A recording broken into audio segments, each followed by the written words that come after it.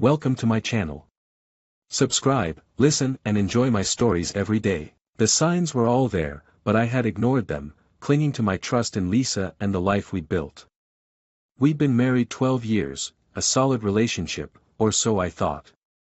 We had the house, the friends, the inside jokes.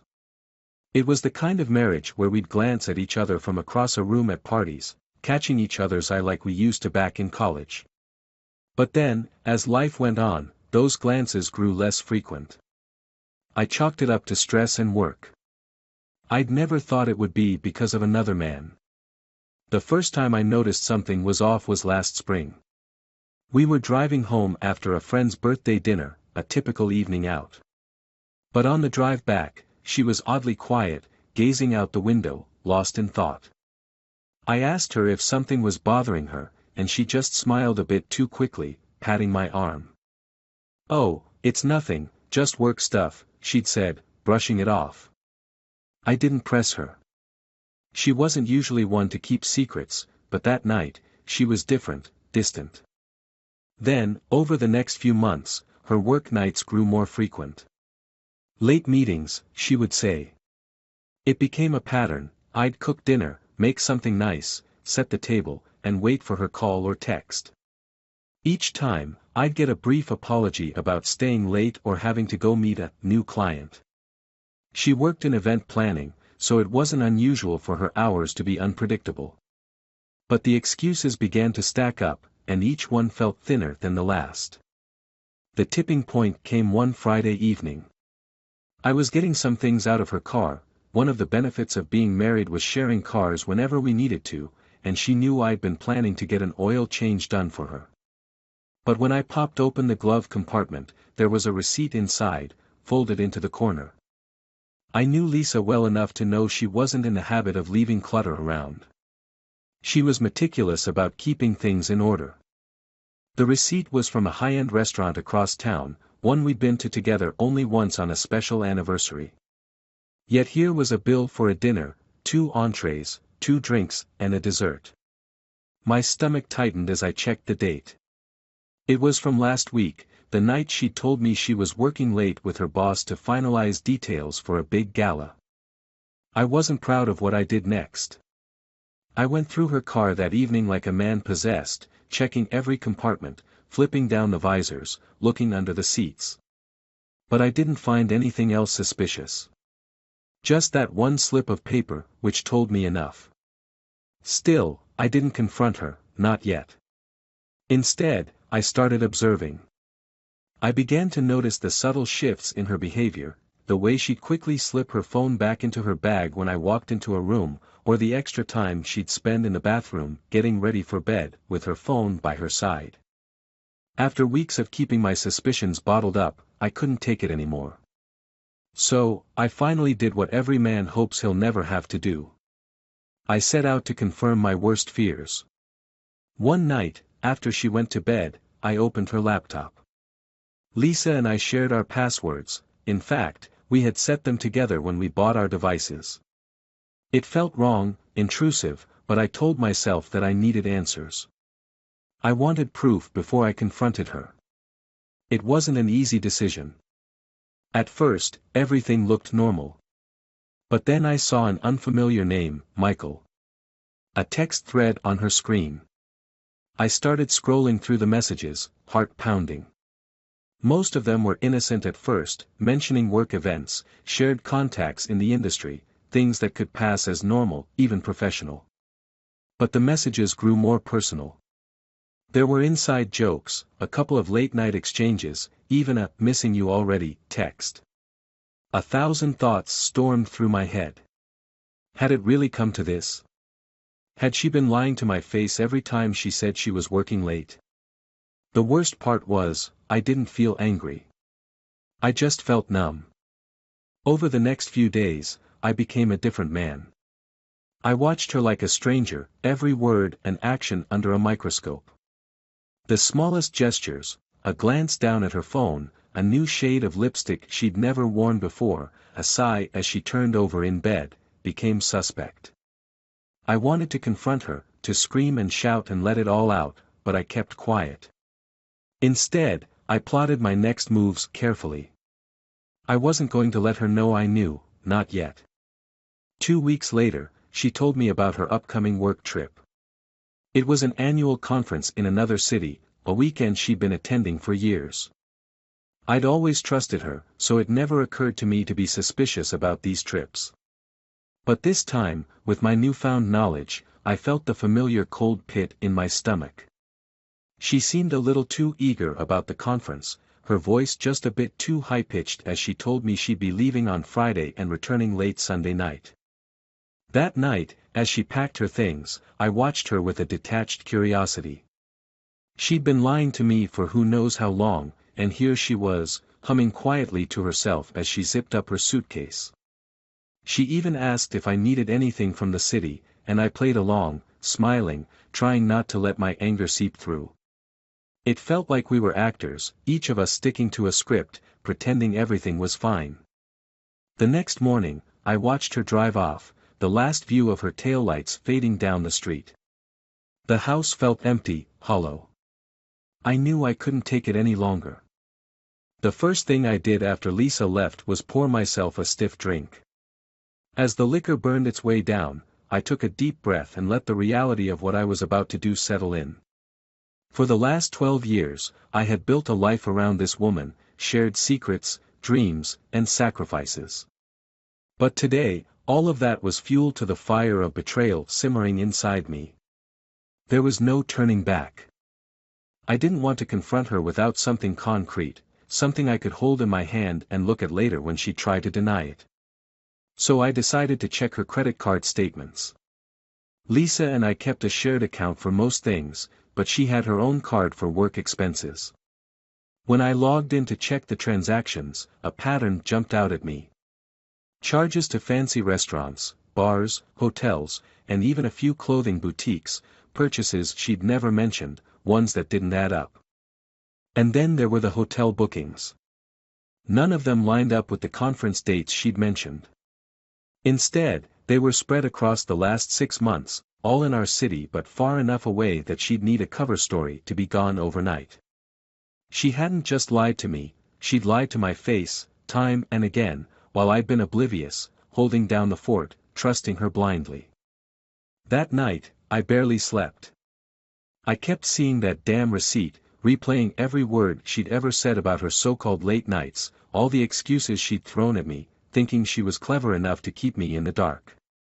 A few hours before dawn, I gave up trying to sleep, got up, and went to her laptop again. This time, I checked her emails. And there it was, email after email exchanged with him. Michael. It wasn't even a fake name, which I realized made it worse. She hadn't bothered with any effort to hide him. The guy was a colleague from another firm, the same man whose name I'd seen on her laptop weeks ago. Their emails were filled with small talk, plans for lunch meetings, and project updates, until they began weaving in mentions of missing each other, and I stumbled upon one where she told him, "I can't wait to get away this weekend." I had my answer. She wasn't going to a conference. She was going to meet him. In my head, I knew I should feel furious, that I should storm into their hotel and blow up her little fantasy in person. But it felt empty. I didn't want a dramatic showdown. I wanted her to feel the betrayal I'd felt, quietly, over weeks, as the truth sank in and poisoned everything. So, I started making arrangements. I'd leave her. I'd leave her in a way she'd never expect, with no scene, no confrontation, just the silent aftermath of a life imploding in her absence. She'd come home to find the life she thought she'd controlled had slipped right out of her grasp. On Saturday morning, I called a moving company and arranged for them to come over the next day. My heart raced as I went through the house, picking out my essentials, sorting my things from hers. It was oddly methodical, cathartic even. I didn't need a lot, just my clothes, some keepsakes, my books, and the important documents I knew she'd never care to look for. I left her things untouched, the life she loved so much lying there in perfect order, untouched and oblivious to the storm brewing. Before the movers arrived, I went to the bank to finalize everything. I'd moved half of our shared savings to my account, leaving her with a respectable sum but nothing close to what she thought she'd be coming home to. I cancelled the credit card that was in both our names and removed my name from the utilities and mortgage. I had no intention of paying another cent toward a house that would hold nothing but memories of betrayal. Once everything was set, I took one last walk through the empty house, running my fingers over the familiar walls, the photos we'd framed together, the spaces that once felt warm and comforting. I took down the picture of us from our anniversary last year, the one where we'd stood on the beach, arms wrapped around each other, laughing like we had nothing to hide. I stuffed it into my bag without a second glance. That afternoon, after the movers left, I sat in the silence of my new apartment. It was a modest place, but it felt right. No shared history, no shadow of her voice lingering in the hallways. Just a blank slate, and it felt like breathing fresh air after weeks of being trapped. For the first time in what felt like ages, I was alone but at peace. I ordered takeout and sat cross-legged on the living room floor, staring out the window at the city lights, feeling a sense of finality settle over me. Then I wrote the letter. It was short and to the point. I didn't want to leave room for argument or negotiation. I wanted her to know that I knew everything, that her lies and betrayals had done irreparable damage, and that our marriage was over. I made it clear that I'd removed myself from every part of our shared life, and that I wasn't coming back. At the end of the letter, I left her with the name and contact information of a divorce attorney I'd already spoken to. All she had to do was sign. I left the letter on the entryway table, the same place where she always left her keys and mail, knowing it would be the first thing she'd see when she walked in. Then I walked out the door without looking back. By Sunday evening, I was settled into the routine of my new apartment. I'd stacked my boxes neatly, unpacked a few essentials, and hung some clothes in the closet. It was quiet, almost too quiet, and in the stillness, I wondered what Lisa would be doing right now, halfway through her work trip. Was she with him, sharing dinner, laughter, whatever they'd built on the ashes of our life together? Or was she blissfully unaware, thinking she'd get away with it all? The anger bubbled up, and I clenched my fists, forcing myself to let go. I knew I didn't want her back, didn't want a conversation, or some explanation I'd only half believe. I wanted her to come home to an empty house and let that be the loudest response possible to her betrayal. I had no intention of making things easier for her. This was her mess to reckon with, her consequence to face. And there was a strange satisfaction in knowing she'd come home expecting everything to be exactly where she left it. She'd picture the smile on my face when she walked in, maybe even the same old hug. Instead, she'd find a ghost of the life we'd shared and a letter I knew would say more than any argument ever could. The hours ticked by slowly, and as night fell, I thought about all the times I'd stayed up waiting for her to come home, believing her excuses, telling myself she was just working late, and that I was being paranoid. How wrong I'd been, but maybe that was what hurt most. I'd believed in her, trusted her with everything I had, only to find it all shattered on the floor like glass. By Monday morning, I was already at work when I knew she'd be coming home.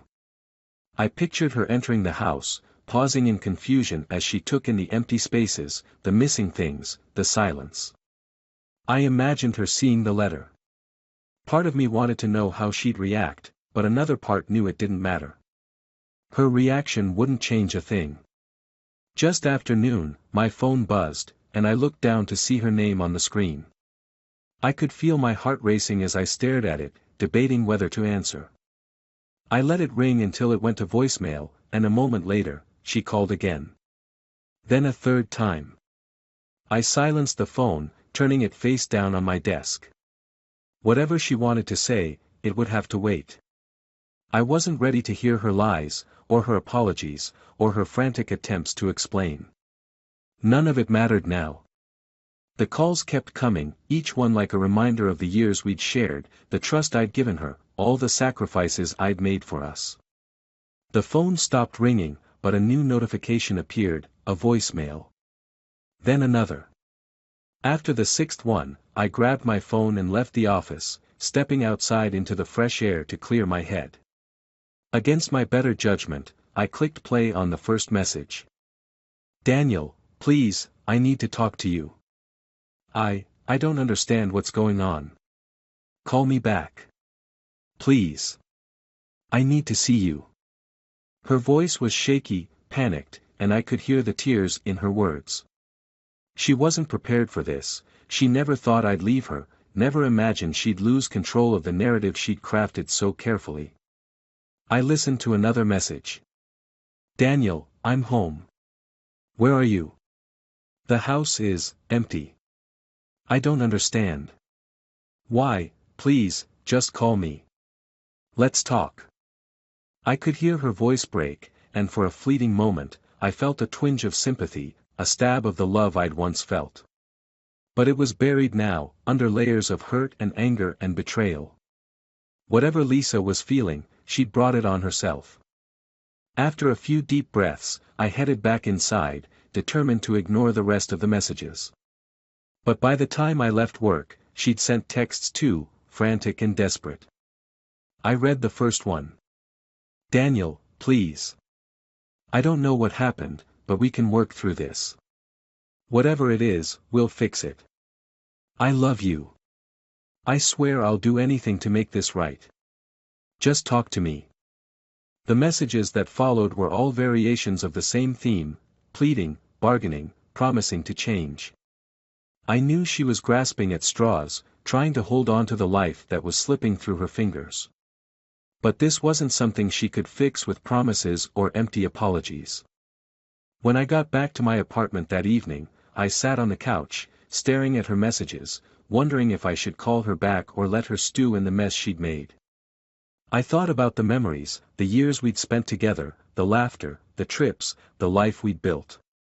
It was all ruined now, poisoned by her lies. Finally, I sent a single text. I know about Michael. I know about everything. We're done. The response was almost immediate. Please, Daniel, I can explain. I was just lost, confused. It didn't mean anything. It was a mistake. I swear I'll make it up to you. I didn't reply, letting her words linger in the silence. She didn't deserve my forgiveness. She'd had her chance, and she'd thrown it away for a fling, a moment of thrill that shattered our lives. Over the next few days, the texts kept coming, each one more desperate than the last. She tried every angle, apology, regret, even blaming herself for not appreciating me enough, saying she'd been caught up in a moment and never thought it would end like this.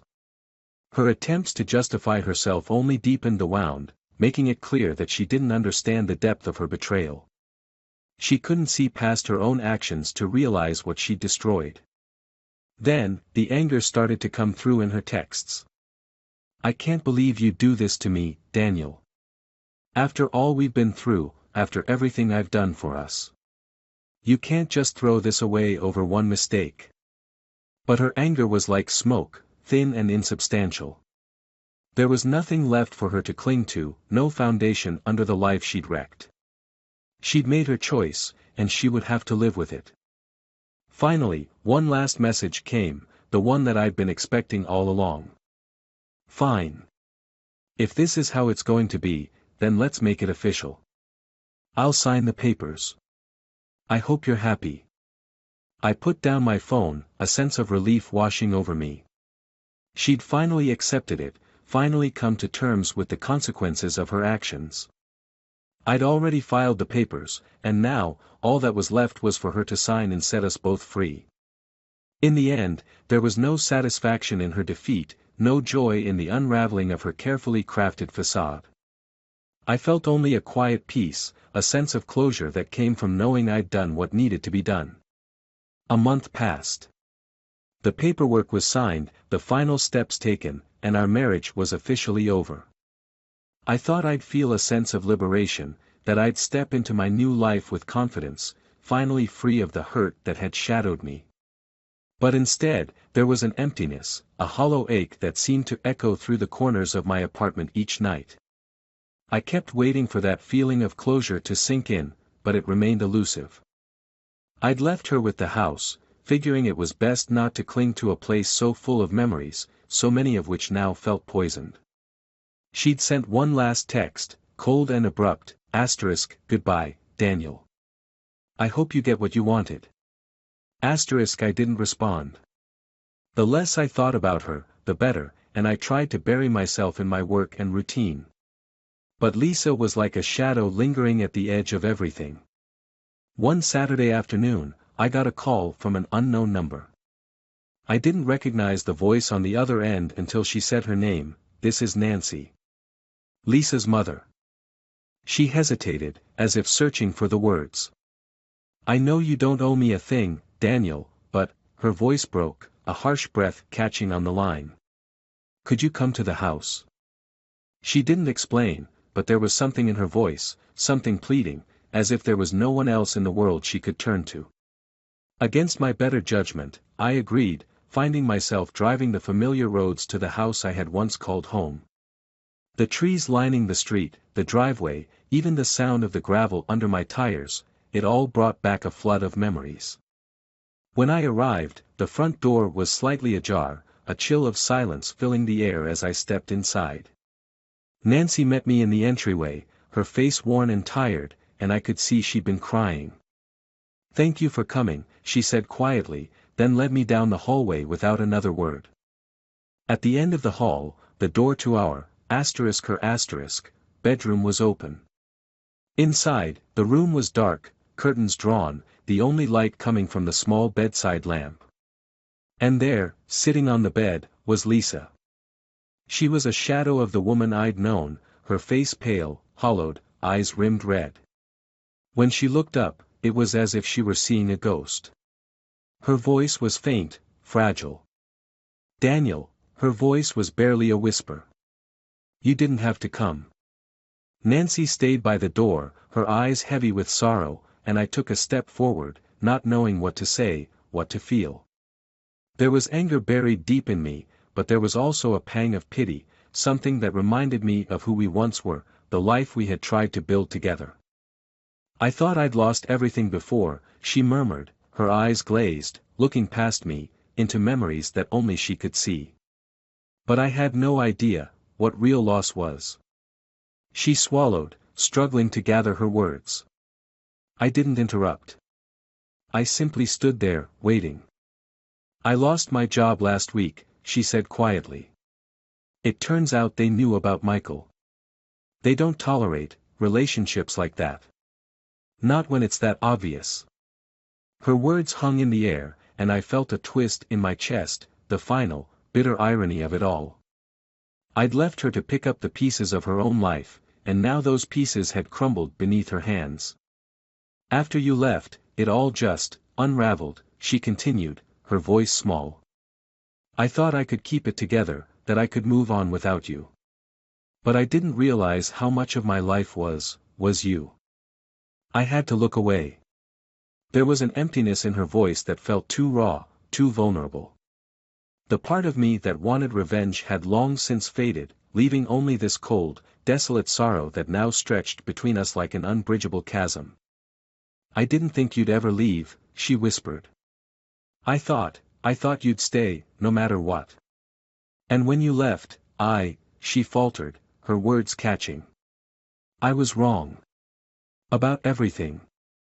Nancy shifted uneasily by the door, and I could see the worry etched into her face. She looked at me, as if hoping I'd know what to do, how to make this right. But there was nothing I could say. The time for explanations, for apologies and remorse, had passed. I didn't owe Lisa anything anymore, yet here we were, bound together by the shreds of a love that had been twisted beyond recognition. Finally, I forced myself to speak, the words coming out hoarse, barely audible.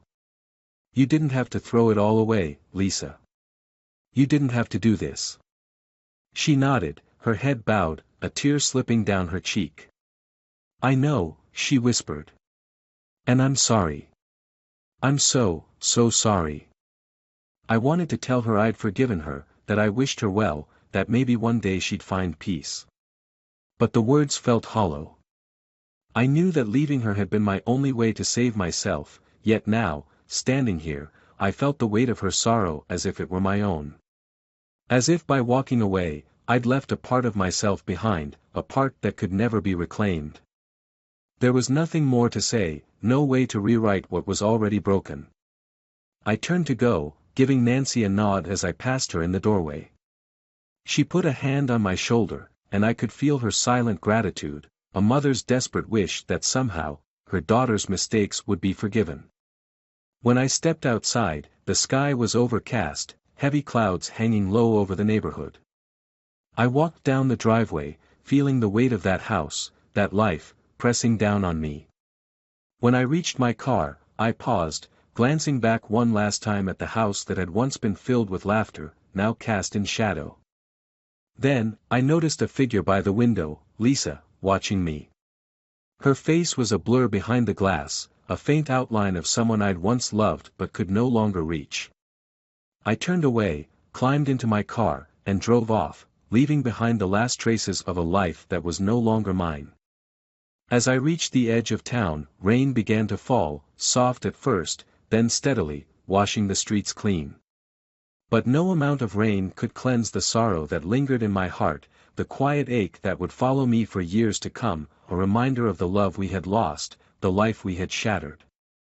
And I realized, as the rain blurred the world around me, that in leaving Lisa, I had lost a part of myself too, a part that no amount of distance could ever truly erase.